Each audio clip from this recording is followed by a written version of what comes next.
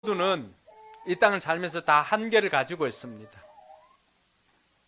물질의 한계, 또 시간의 한계, 생명도, 건강도 다 한계가 있습니다. 그 한계가 있는 사람들이 가지고 있는 것이, 공통적으로 가지고 있는 것이 있습니다. 그게 뭘까요? 염려와 걱정입니다. 염려와 걱정. 여러분들이 지금 이 시간에도 하고 있는 염려가 있을 것이고 걱정이 있을 것입니다. 또 아니면 교회 예배당 안에 들어오기 전까지 했던 염려와 걱정이 있을 것입니다. 그 염려와 걱정을 했는데 여러분들이 가지고 있는 것이, 부족한 것이 채워졌다면은 염려와 걱정은 더 이상 하지 않게 됩니다. 그렇지 않나요? 사람들은 건강에 대한 한계가 있습니다. 그래서 아픈 사람들은 그 걱정을 하죠. 근데 우리 육신의 한계가 없이 모두가 건강하다면은 그런 염려할 필요가 없죠. 자녀들과 함께 행복하게 살 집이 필요한데 염려하고 걱정하는 이유가 뭡니까? 집을 살 만한 돈이 없기 때문에, 또 아니면 은행에 있는 그 돈을 내가 마음껏 사용할 수가 없기 때문에, 그러한 것들로 인해서 우리는 염려하고 걱정합니다. 물론 그 중에는 우리 욕심 때문에 하는 것도 있습니다. 그래서 사람들은 어떻게든 이 한계를 좀 벗어나 보려고 많은 애를 썼습니다. 그래서 한계를 벗어나기 위해서 도구를 만들어서 사용해 보기도 했습니다. 그러니까 인류 처음 인간들은 어떻게 했습니까? 자신들이 가지고 있는 것으로는 어떤 한계가 있으니까 도구를 이용해서 살아보기도 합니다. 그 도구들이 어떻게 합니까? 점점 발달하죠. 점점 발달합니다. 그래서 많은 부분들은 우리가 가지고 있는 한계를 또 뛰어넘기도 합니다. 그래서 날 수 없던 사람들이 뭐 이렇게 도구를 가지면은 날 수 있는 그런 상황까지도 오게 되었습니다. 그럼에도 불구하고 여전히 한계는 있습니다. 오늘 주님께서는 이 한계를 가지고 있는 연약한 인생들이 어떻게 하면 살 수가 있을까에 대한 답을 우리에게 들려주십니다. 그래서 이 시간에 우리가 말씀에 집중하면은 연약한 우리가 이 땅 가운데서 정말로 행복하게 살 수 있는 비결을 깨닫게 됩니다. 여러분들이 이곳에 들어올 때는 무거운 짐을 지고 들어왔다고 한다면은 나갈 때는 그 답을 알기 때문에 여러분 마음이 시원케 될 줄로 믿습니다. 시편에 나와 있는 모세가 기록한 시편이 시편 90편입니다. 90편에 보면은 모세는 우리 인생을 티끌에 비유를 했습니다. 티끌이니까 언젠가는 티끌로 돌아가게 되는 인생임을 이야기를 합니다. 그러면서 우리 사는 것이 한순간의 꿈이고 아침에 돋아나는 한 포기의 풀과 같다고 했습니다. 한 포기의 풀. 이 한 포기의 풀이 어떻게 됩니까? 아침에 이렇게 돋아났다가 정오 떼약볕에 한참 이렇게 내리쬐면 어떻게 됩니까? 저녁에 되면은 시들어 버리는 경우가 많이 있습니다. 우리 인생이 그렇다고 했습니다. 그러면서 90편 10절에 보니까 우리가 잘 알고 있는 말을 해줍니다. 같이 한번 읽겠습니다. 우리의 연수가 70이요 강건하면 80이라도 그 연수의 자랑은 수고와 슬픔뿐이요 빠르게 지나가니 마치 날아가는 것 같습니다. 우리가 이 땅을 살면서 다 한계가 있다라고 했죠. 우리 인생의 연한도 영원토록 사는 것이 아니라고 했습니다. 그래서 어떤 경우엔 70, 근데 좀 더 건강하게 살면 한 80까지도 이렇게 살 수 있음을 이야기를 합니다. 물론 그 이상도 그 이하 사는 사람도 있습니다. 자, 이렇게 한계가 있는 인생이 그 인생 동안 가지고 있는 자랑이 뭐라고 이야기를 합니까? 수고와 슬픔뿐이라고 했습니다. 다른 말로 표현하니까 염려와 걱정뿐이라고 하는 것입니다. 어떤 사람은 걱정이 없는 그 자체도 걱정을 합니다. 왜냐하면 걱정 없는 인생은 살아본 적이 없기 때문에. 그래서 이 염려와 걱정은 우리 한계를 가지고 인생에게 있어서는 뗄래야 뗄 수 없는 그러한 것임을 알 수가 있습니다. 근데 주님께서는 오늘 우리에게 염려하지 않고 사는 비결에 대해서 가르쳐 줍니다. 마태복음 5장에서 7장까지는 주님께서 하나님 나라의 백성들이 어떻게 살면 되는가를 가르쳐 주는 아주 보석 같은 말씀입니다. 그래서 산상수훈, 산상보훈이라고 그렇게 이야기를 합니다. 근데 오늘 우리가 7장을 이렇게 읽게 되었는데 7장을 들어가기 앞서서 마태복음 6장에 보니까 6장 25절에서 6장 34절까지 보니까 거기에 하나님 나라를 살아가는 백성들조차도 피할 수 없는 것이 있음을 가르쳐 줍니다. 그게 뭐라고 가르쳐 줍니까? 염려, 걱정이에요. 그러니까 이 땅에 있는 모든 사람들이 염려하고 걱정하는 것이 있습니다. 그게 뭘까요? 오늘 말씀해 보니까 같이 한번 읽어볼까요? 내가 너에게 말한다. 목숨을 부지하려고 무엇을 먹을까 또는 무엇을 마실까 걱정하지 말고 몸을 감싸려고 무엇을 입을까 걱정하지 말아라. 목숨이 음식보다 소중하지 아니하냐 몸이 옷보다 소중하지 아니하냐. 보니까 이 땅을 살아가는 모든 백성들이 먹고 마시고 입는 것에 대한 염려가 있습니다. 여러분의 걱정은 여기에서 달라졌습니까? 여러분의 걱정도 대부분의 것들은 여기에 해당하는 것 아닙니까? 여기에서 좀 더 나아가니까 좀 더 가치 있는 부분들을 걱정하기는 합니다. 근데 마태복음 6장 33절에서 우리 주님께서는 우리에게 또 다른 것들을 구하라고 합니다. 같이 한번 읽겠습니다. 너는 먼저 하나님의 나라와 하나님의 의를 구하여라. 그리하면 이 모든 것을 너희에게 더하여 주실 것이다. 34절요. 그러므로 내일 일을 걱정하지 말아라. 내일 걱정은 내일이 맡아서 할 것이다. 한날의 괴로움은 그날에 겪는 것으로 족하다. 주님께서 우리에게 가르쳐주는 비결은 염려하지 말고 구하라고 하는 것입니다. 그래서 마태복음 6장 33절에는 뭐라고 말합니까? 먼저 구하여라. 그리하면 주실 것이다. 이야기를 합니다. 우리가 버려야 할 것이 있고 구하여야 할 것이 있습니다. 근데 염려와 구하는 것과는 늘 같이 가는 것 같습니다. 염려하는 이유는 구하지 않기 때문이고, 그러니까 우리 인생에서 염려가 있다라고 하는 것은 내가 그 부분은 하나님 앞에 구하지 않기 때문이다라고 이야기를 합니다. 주님께서는 먹고 마시고 입는 것은 내가 너희들에게 다 필요한 것 아니까 세상 사람들은 그거 필요한 거 구하지만 너희들은 좀 더 다른 거 구했으면 좋겠다라고 이야기를 합니다. 근데 주님께서 어쨌든 우리에게 말씀해 주시는 것은 필요한 것이 있으면 구하라고 하는 것입니다. 그러면 주겠다는 것입니다. 바울도 여기에 대해서 이야기를 합니다. 빌립보 4장 6절과 7절에 보니까 바울도 여기에 대해서 이야기를 합니다. 같이 한번 읽겠습니다. 아무것도 염려하지 말고 모든 일을 오직 기도와 간구로 하고 여러분이 바라는 것을 감사하는 마음으로 하나님께 아뢰십시오. 그리하면 사람의 헤아림을 뛰어넘는 하나님의 평화가 여러분의 마음과 생각을 그리스도 예수 안에서 지켜줄 것입니다. 아멘. 자, 4장 6절 한번 봅니다. 빌립보 4장 6절. 아무것도 염려하지 말고 모든 일을 기도와 간구를 하라는 것입니다. 기도하면 염려하지 않을 수가 있고, 염려한다는 것은 내가 기도하지 않는다는 것이고, 염려도 않고 기도도 하지 않고 있는 인생이 있다면 그 인생이 영적으로 죽어 있는 인생이고,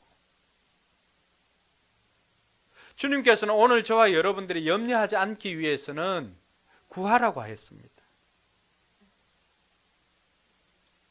여러분들이 여기까지 오는 동안에 했던 염려, 걱정, 내 건강은 어떻게 될 것인가? 또 우리 집은 어떻게 될 것인가? 우리 부모는 어떻게 될 것인가? 우리 아이들은 어떻게 될 것인가? 또 내일 회사는 어떻게 될 것인가? 또 앞으로 사업은 어떻게 될 것이고, 내 노후는 어떻게 될 것인가? 우리 아이 장래는 어떻게 될 것인가? 수많은 염려와 걱정을 합니다.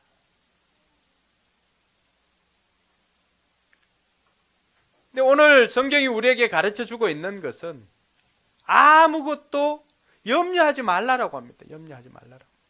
근데 우리가 어떻게 염려하지 않을 수가 있습니까? 염려하지 않을 수 있는 비결은 다른 것이 아니라 우리가 구하면 염려하지 않을 수가 있습니다. 할렐루야.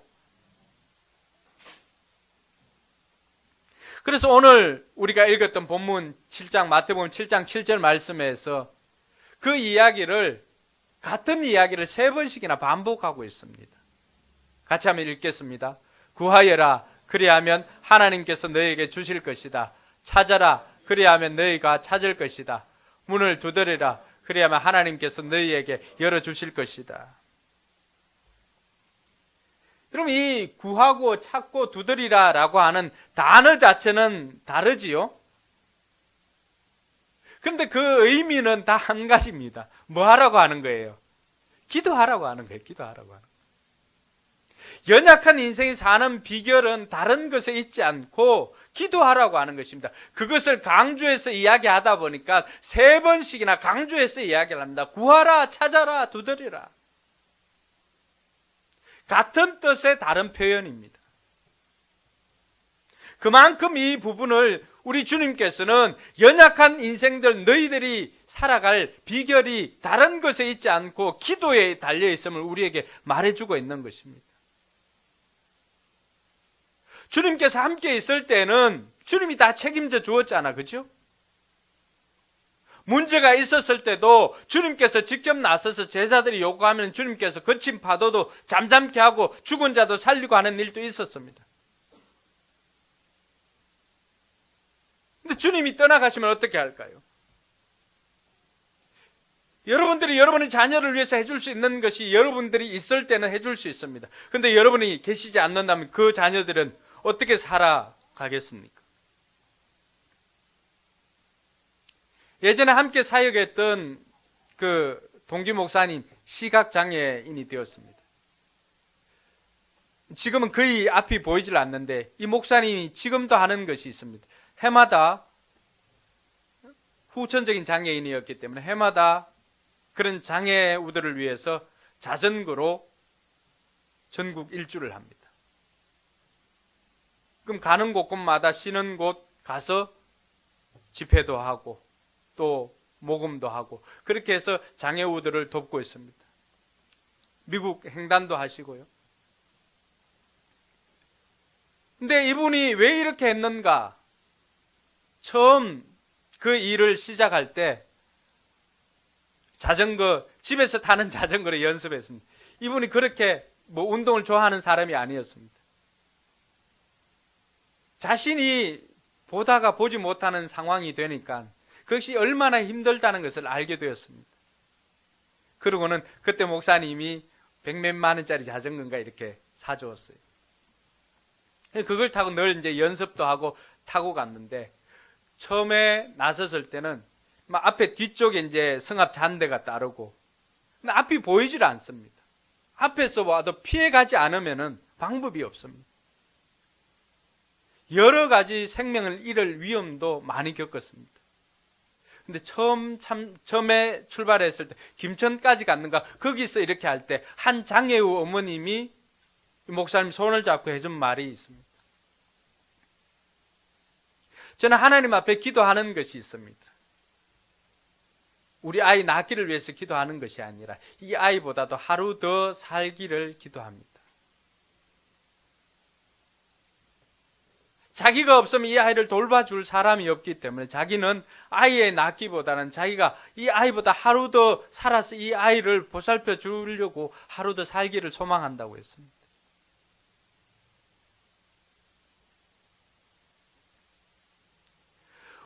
우리는 우리가 우리 아이들을 위해서 다 해줄 수 있는 것이 없습니다. 주님께서 오늘 저와 여러분들에게 가르쳐 주는 것은 그 염려를 하지 말고 염려하는 그것을 가지고 하나님 앞에 기도하라고 하는 것입니다. 구하라고 하는 것입니다. 찾으라고 하는 것입니다. 두드리라고 하는 것입니다. 시편 기자는 그래서 시편 39편 7절에 보니까 이런 고백을 합니다. 자신이 이 땅에서 너무나 유약한 존재라고 하는 것을 알고 자기 소망을 오직 주님께만 두었다고 그렇게 고백합니다. 그러므로 주님, 이제 내가 무엇을 바라겠습니까? 내 희망은 오직 주님뿐입니다. 주님뿐입니다. 여러분들이 다 해줄 수 있는 것 아닙니다. 여러분들이 자녀를 위해서, 여러분들이 부모를 위해서, 여러분들이 남편을 위해서, 배우자를 위해서, 또 여러분 스스로도 다 할 수 있는 것 아닙니다. 근데 여러분들이 스스로 하려고 하고 여러분들이 하고자 하니까 한계가 있으니까 어떻게 합니까? 문제 해결하기보다는 염려가 앞서고 걱정이 앞섭니다. 두려움이 앞섭니다. 그래서 주님께서는 오늘 저와 여러분들에게 염려하지 말고 구하라고 계속해서 강조하면서 이야기를 하고 있는 것입니다. 구하면 어떤 일이 일어납니까? 오늘 마태복음 7장 7절에 보니까 구하면 그리하면 계속해서 약속합니다. 그리하면 구하여라 그리하면 하나님께서 너희에게 주실 것이다. 찾아라 그리하면 너희가 찾을 것이다. 문을 두드리라 그리하면 하나님께서 너희에게 열어주실 것이다. 그리하면 누가 받게 되는 것입니까? 누가 받게 되는 것입니까? 구하는 사람이 받게 되는 것입니다. 구하지 않으면요 받을 수가 없죠. 구하지 않는데 어떻게 받을 수가 있습니까? 찾지 않는데 어떻게 찾을 수가 있습니까? 두드리지 않는데 어떻게 열릴 수가 있습니까? 그래서 8절에 보니까 구하는 사람마다 다 하는 게 아니라 여기 보니까 구하는 사람마다 모든 사람이죠. 누구에게나 구하는 사람은 누구나 예외 없이 다 받게 된다는 겁니다. 찾는 사람마다 문을 두드리는 사람마다 그 사람에게 열어주고 구하는 사람에게 얻게 하고 찾는 사람에게 찾게 해주시겠다는 것입니다. 7절에 보니까 누가 그렇게 해주시겠다고 합니까? 누가? 하나님.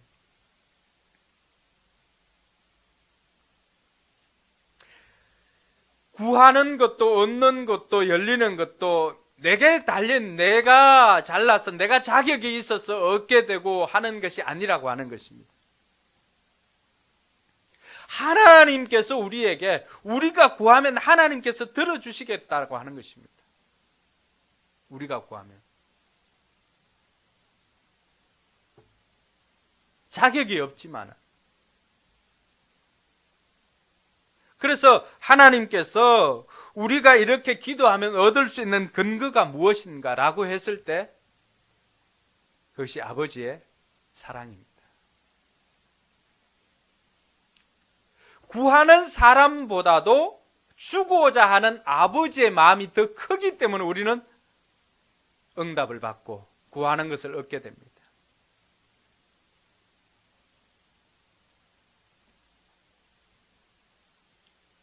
그래서 우리는 언제나 구하는 것보다도 더 좋은 것을 얻게 됩니다. 우리 집 큰애가 머리가 좀 좋습니다. 얘는 항상 우리한테 구할 때 그 정확한 액수를 이야기합니다.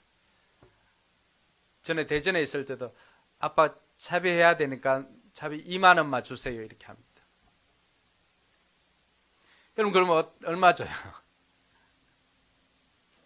지금까지 단 한 번도 한 번은 제가 만 원 구했을 때 만 원 준 적이 있어도 2만 원 구할 때 2만 원만 준 적은 없습니다. 2만 원 구하면은 3만 원 주고 또 때로는 4만 원 주기도 하고 만 원 구하면은 2만 원 주기도 했습니다. 왜 그럴까요? 구하는 그 아이보다도 주고 싶은 아버지의 마음이 더 크기 때문에 그렇습니다. 내가 줄 수 있는 것도, 그 아이가 구하면 줄 수 있는 것도 무엇 때문입니까? 그 아이를 향한 저의 사랑 때문에 그렇습니다. 저는 제가 줄 수 있으면은 제게 있는 모든 것을 그 아이에게 주고 싶습니다.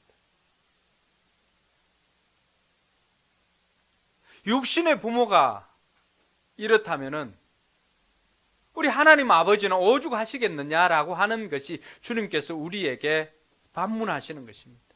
심지어 육신으로 악한 아버지라고, 좋은 아버지가 아니라 나쁜 아버지라 할지라도 아이가 떡을 주세요, 빵을 주세요 하는데 그 아이에게 빵하고 떡 비슷한 넓적한 돌덩이를 주는 아버지는 없다는 것입니다. 그것 가지고 장난칠 아버지는 없다는 것입니다.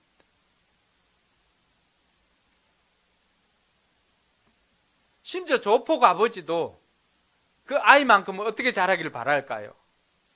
자기의 전철을 그대로 밟고 살지는 원치 않는다는 것입니다.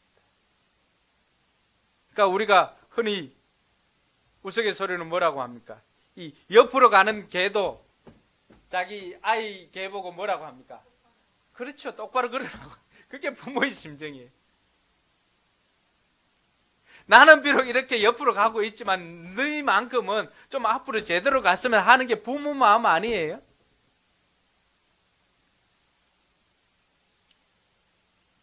주님께서 하나님의 그 마음을 다 설명해 줄 수가 없으니까 이 땅에 사는 육신의 그 아버지의 마음을 가지고, 아버지의 사랑을 가지고 우리에게 설명해 줍니다.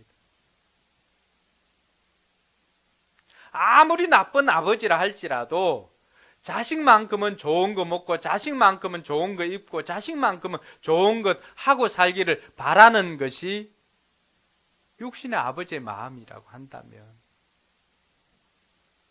하나님 아버지는 그보다도 더하다는 거죠. 그 하나님 아버지께서 우리를 위해서 행하신 것이 무엇입니까? 저와 여러분들을 너무 사랑하시기 때문에 자기 외아들 독생자 예수도 우리를 위해서 십자가에 내어주셨습니다. 그 하나님께서 뭘 아끼겠어요, 우리에게? 가장 소중한 것을 줬는데 뭘 아끼겠어요?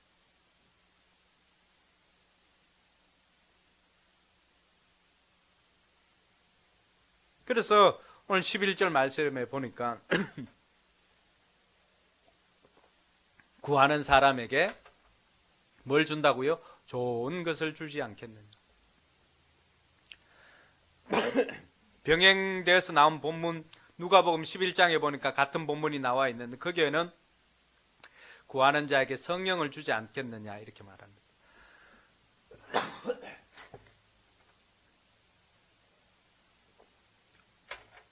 왜 성령님을 주는 것이 우리에게 좋을까요? 로마서 8장 26절에 보니까 성령님께서는